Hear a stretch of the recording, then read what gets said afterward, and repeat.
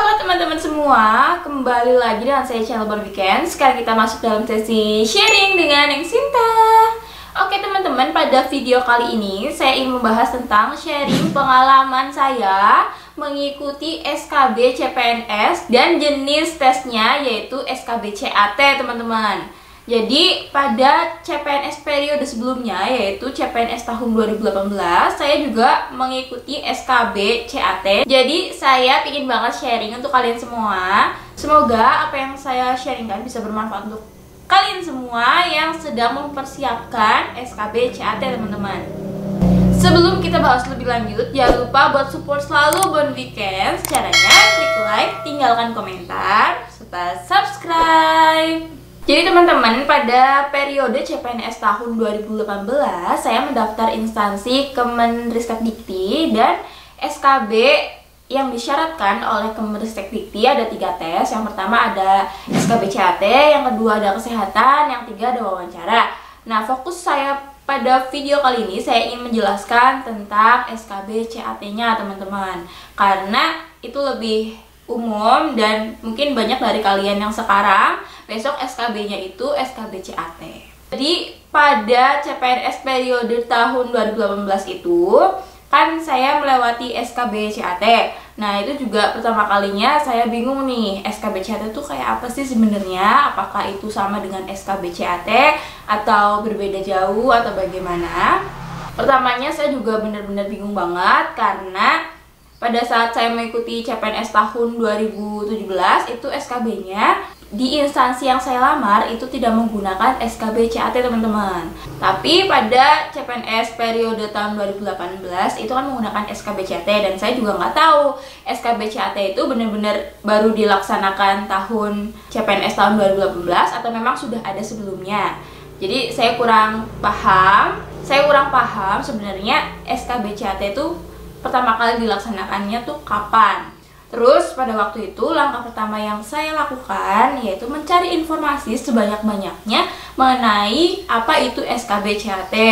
Namun benar-benar masih sangat kurang informasi yang saya dapatkan ketika saya mencari semua hal tentang SKB CAT teman-teman, karena mungkin belum banyak yang familiar juga tentang apa itu SKB CAT. Berbeda dengan saat ini dimana di periode CPNS kalian itu banyak banget orang yang udah ngebahas SKB CAT itu seperti apa, materinya seperti apa, dan soal-soalnya seperti apa. Itu udah banyak banget teman-teman. Jadi kalian itu harus lebih bersyukur. Yang saat itu saya pikirkan tentang seperti apa sih sebenarnya pelaksanaan SKB CAT ini sebelum tes ya. Saya mikirnya itu pasti tidak jauh berbeda dengan SKD CAT. Jadi saya tidak terlalu khawatir apakah saya bisa mengoperasikan sistem tes tersebut atau tidak, karena saya tuh yakin pasti pemerintah membuat sebuah tes yang friendly lah untuk semua orang, maksudnya gampang cara pengoperasiannya. Oke, jadi untuk bagaimana sistemnya itu nggak terlalu saya pikirkan sebenarnya. Yang saya pikirkan itu bagaimana jenis soalnya, bentuk soalnya kayak gimana, jumlah soalnya berapa, waktunya berapa, itu benar-benar yang saya pikirkan. Biar belajar saya mempersiapkan SKB itu lebih terarah teman-teman dan tepat sasaran. Kalau misalnya SKD kan udah enak nih, ada kisi-kisinya, kita bisa belajar. Tapi kalau misalnya SKB ini benar-benar kayak kita tuh ngeraba-ngeraba sendiri, kita itu harus cari tahu sendiri, kita nggak tahu nih apa sih sebenarnya kayak apa bentuknya. Karena setiap jabatan itu pasti akan berbeda soalnya teman-teman. Yang saya lakukan untuk mempersiapkan SKB CAT belajarnya itu saya tulis apa yang harus saya pelajari. Jadi kalau waktu itu aku kan mikirnya SKB, seleksi kompetensi bidang. Bidang berarti itu tentang bidang jabatan teman-teman. Aku sih dulu mikirnya kayak gitu. Jadi materi yang saat itu langsung saya kumpulkan, yang pertama peraturan-peraturan mengenai bidang kerja, yang kedua peraturan-peraturan mengenai jabatan, yang ketiga materi-materi atau teori-teori yang berkaitan dengan bidang kerja kita, yang keempat kita juga mungkin harus tahu bagaimana cara penerapannya atau implementasinya. Waktu itu tuh saya benar-benar buka kembali buku-buku zaman saya kuliah, karena jabatan yang saya lamar itu linier atau berhubungan sangat dekat dengan jurusan pada waktu saya kuliah. Jadi aku bakal mikir kalau misalnya materi-materi saat kuliah itu pasti bakal keluar. Waktu itu aku mikirnya sesimpel itu. Terus mendekati hari H sebelum tes, aku banyak kontakin teman-teman kuliah aku yang satu jurusan dan lagi ngedaftar CPNS masuk SKB juga. Aku banyak kontakin mereka, nanyain mereka satu-satu, kira-kira kalau misalnya mereka SKB duluan, nanti mereka harus ngasih kabar ke aku kira-kira soalnya kayak apa sih yang mereka hadapi, kayak gitu.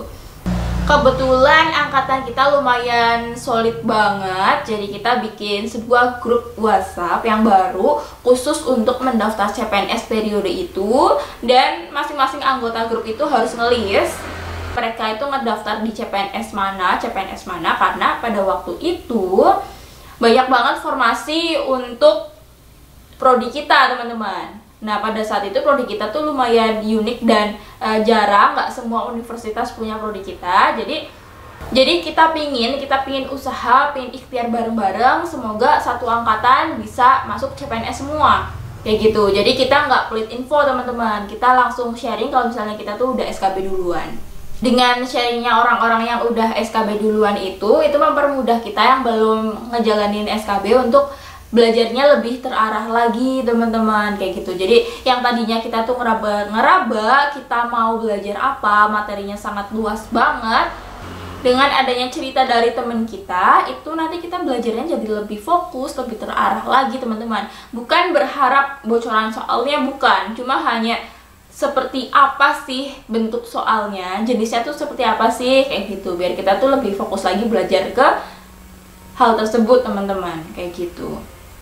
Sampailah kepada hari H tes, ternyata SKB CHT itu emang nggak beda jauh sama SKD CHT, sistemnya kayak gitu aja. Kita harus nulis, waktu itu nggak tahu nomor kartu atau nomor peserta atau apa, kita tuh nginput, habis itu dikasih password, login, terus kita ngerjain soal. Di situ juga ada waktunya, timernya. Nanti kalau misalnya udah selesai, nanti mungkin akan nge-close sendiri atau gimana. Yang penting kalian harus udah selesai juga ngerjainnya, teman-teman. Terus habis itu nggak ada masalah sih sama sistemnya. Terus soalnya itu lumayan enak, kalau menurut aku sih lumayan enak, karena kembali lagi pendidikan aku dan jabatan yang aku lamar itu lumayan linier, jadi itu enak banget lah. Aku ngerasa pada saat saya kuliah dulu, soal-soal yang ditanyakan itu udah aku pelajarin semua, teman-teman, kayak gitu. Itu bener-bener keuntungan kalau misalnya pendidikan kalian dan formasi itu linier. Terus hasilnya SKB waktu itu kan bisa keluar kan, langsung keluar maksudnya, nanti ditampilin di papan pengumuman oleh panitia atau ditampilkan melalui layar proyektor. Waktu itu alhamdulillah banget, saya itu dapat skor sekitar 360-an untuk SKB-nya. Dan itu membawa saya dapat ranking 3 pada satu sesi SKB tersebut. Jadi SKB tersebut kan campur-campur dari formasi apapun kan dalam satu instansi. Terus alhamdulillah saya dapat ranking 3. Terus pengumuman akhirnya kan kuota saya cuma 1, dan alhamdulillah karena SKB yang 60% ini, dan waktu itu dari saingan saya, SKB saya itu yang paling besar. Dan waktu itu saya dan saingan saya, kalau misalnya dibandingin, SKB saya itu nilainya paling besar, sehingga bisa mengantarkan saya masuk ke pemberkasan, teman-teman, gitu. Jadi mumpung sekarang kita sedang dihimbau untuk di rumah aja, dan mungkin nanti SKB-nya dilaksanakan setelah pandemi COVID ini selesai, kalian bisa memanfaatkan waktu kalian di rumah aja dengan belajar SKB sebaik-baiknya, teman-teman. Jadi kalian harus tetap belajar ya, jangan sampai asal berangkat, asal ngerjain. Kalian harus ikhtiar dulu, karena memang SKB ini bobotnya paling besar. Terus kalau misalnya SKB kalian udah bagus banget daripada saingan kalian, kalian jangan terus besar kepala terus kalian meremehkan SKB, jangan. Karena SKB ini bobotnya 60%, sedangkan SKD itu bobotnya 40% teman-teman. Jadi kalian itu benar-benar harus tetap ngejar dan berusaha yang terbaik di SKB.